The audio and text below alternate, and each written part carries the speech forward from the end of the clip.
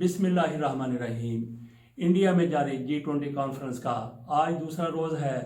इसमें दुनिया के ताकतवर तरीन 20 ममालिक के सरबराहान सवाए रूस के सदर और चीन के सदर के हिस्सा ले रहे हैं। इसमें क्या फ़ैसले होते हैं, आज एलामिया आ जाएगा।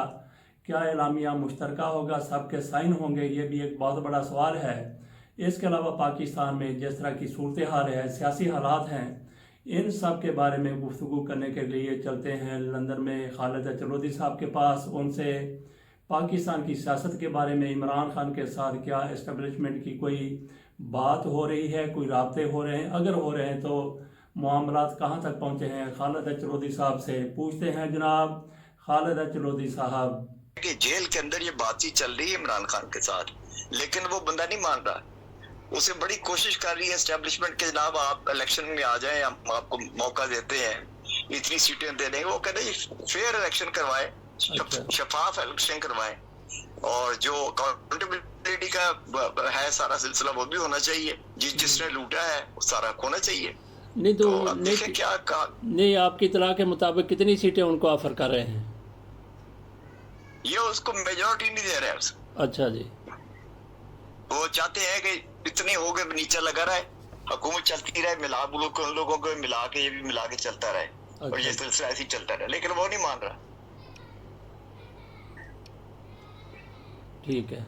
और ये इनको और ये आखिर पे आके इन्होंने ऑप्शन कोई नहीं है पाकिस्तान के अंदर। अच्छा जी, इमरान खान के अलावा ऑप्शन और कोई रह नहीं गया जी। अच्छा तो ये हमें जी बात करें आप।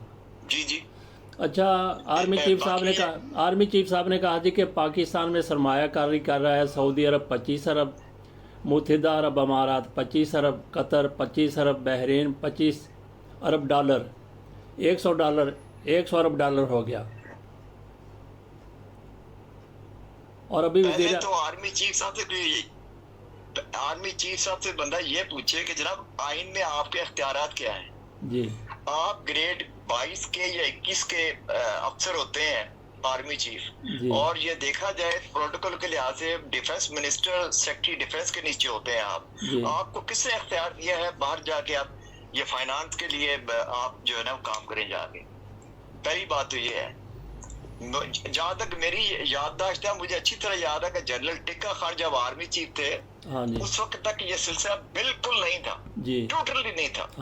आर्मी चीफ की मजाल नहीं होती थी कि बाहर का दौरा बगैर प्राइम मिनिस्टर के अप्रूवल के बाहर चला जाए या होके आए। तो ये गलत है ना जी। अदालतें भी सो रही हैं। हाँ जी। अच्छा, आपने जिस तरह कहा कि जब सियासतदान नाकाम हो जाए फिर किसी ने तो आगे आना ही होता है, फिर फौज आगे आ जाती है।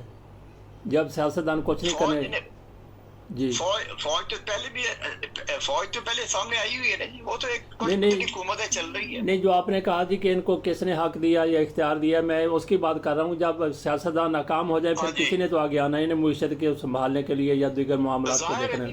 हाँ जी, जाहिर है, फिर तो आना पड़ता है, करते हैं सारा कुछ। लेकिन बदकिस्मती है कौम की ना जी, हमारे सिस्टम की। और अदालतों ने भी अजीब तमाशा इस तरह दिखाया है, बिल्कुल ही गुम हो गई अदालतें, कोई उनकी अथॉरिटी नहीं रह गई।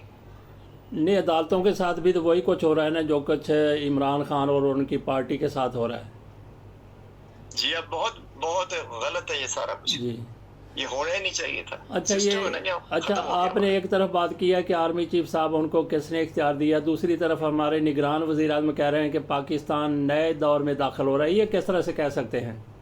इन्होंने सिर्फ इलेक्शन की निगरानी करनी है। नए दौर में सियासत का धारा कैसे बदल गया जी? ये इनको किन्होंने कहा इनको आके बैठ जाएं? ये तो कॉन्स्टिट्यूशनली सारे के सारे जो है आर्टिकल 6 के अंदर आते हैं, सारे के सारे जितने भी हैं। ये पिछली दो सुप्रीम कोर्ट का फैसला उड़ा कर रख दिया, ना केपी में इलेक्शन करवाया, ना पंजाब में करवाया। और अब ये जो बैठे हुए बगैर मैंडेट के आके बैठ गए, इनका तो बनता ही कुछ नहीं है। इनका तो काम सिर्फ था कि इलेक्शन करवाते और घर चले जाते। ये काकड़ को किसने कह दिया कि जनाब आप आके ऐसे बयान दें? और ये बंदा लंदन में इल्फर्ड में रहता था, ये कैंपिंग करता था, यहाँ पे पढ़ने के लिए आया हुआ था ये आदमी। अच्छा जी। और ये आज इसको आगे जनाब इन्होंने को अब ले आए। हाँ जी, बदकिस्मती है जी। सही है। अच्छा, इमरान खान के हवाले से थोड़ी सी बात कर लेते हैं, खान साहब के बारे में। अच्छा, ज़मानत की हम बात नहीं करते, वैसे इमरान खान की रिहाई आपको कब तक मुमकिन होती नज़र आ रही है कि इमरान खान रिहा हो जाएंगे? इस सिस्टम में जो इस वक्त जो चल रहा है ना जी, इस सिस्टम के अंदर तो इमरान खान को ये नहीं छोड़ेंगे ये। अच्छा जी। जो कुछ भी चल रहा है तो, लेकिन यह है कि खुदा भी तो चीज़ है ना जी, कुदरत का निज़ाम भी तो चीज़ है ना जी। हाँ जी, जी जी। अच्छा जी, अभी नवाज शरीफ साहब ने कहा जी कि मैं पाकिस्तान वापस आ रहा हूँ, उधर शहबाज शरीफ साहब वो भी वहाँ बैठे हैं, इसहाक डार भी वहाँ बैठे हैं, तो आपको क्या लगता है नवाज शरीफ अकेले आएंगे या साथ शहबाज शरीफ और इसहाक डार और उनके बेटे बच्चे भी आ जाएंगे वापस? ये नहीं आएंगे जी, जहाँ तक हमारा ख्याल है नवाज शरीफ वापस नहीं आएंगे। इन्होंने जो करना था अपने केसेस खत्म करवा दिए, अपना सारा सफाया करवा लिया इन्होंने, और ये चले गए हैं वापस। ये दोबारा नहीं आएंगे जब तक ये नहीं देखेंगे कि रास्ता हमारा नहीं होता। ये तो खुदा ना खासा इमरान को खत्म करवाने के चक्कर में है कि बिल्कुल टोटली खत्म हो जाए इमरान खान, और चाहे उसकी जान चली जाए, तो उसके बाद ही आएगा। अगर ऐसा नहीं हो सकता, बहुत नामुमकिन सी बात है।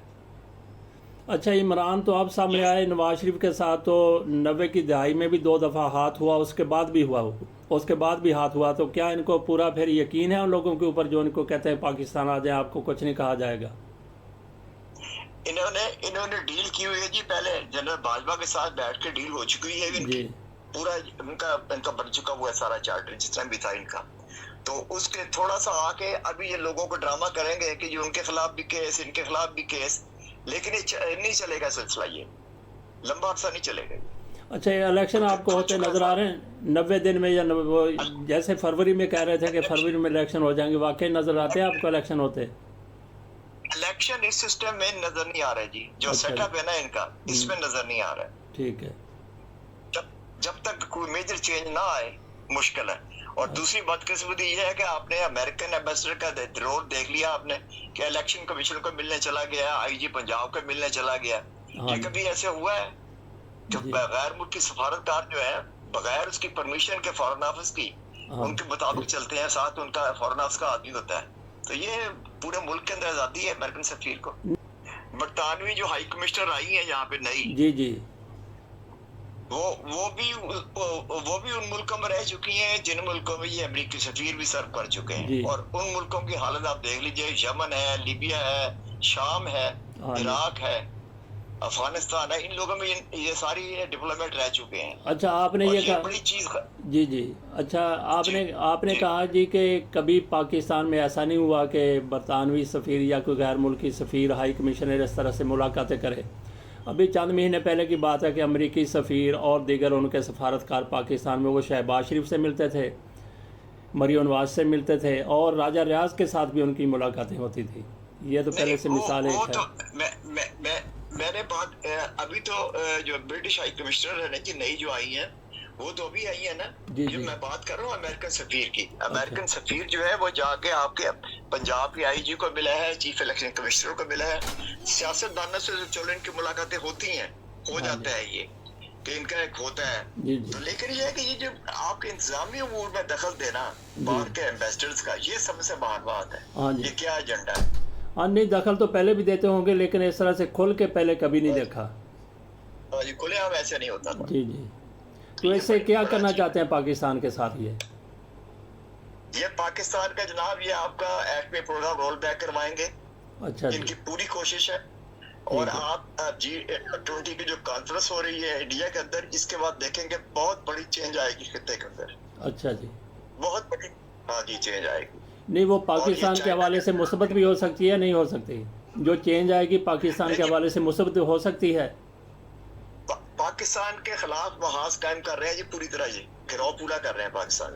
अच्छा, उसमें तो चीन भी नहीं गया और रूस के सदर भी नहीं गए, तो क्या ये भी एक डिवीजन सामने आ रही है पहले की तरह? वो जो सरमाया, बिल्कुल वो उन्होंने अवॉइड किया, वो नहीं गए, वो नहीं जाएंगे वहाँ। अच्छा, और ये चाइना को नीचे करने के लिए पाकिस्तान पे दबाव बढ़ाएंगे ये इस खित्ते के अंदर।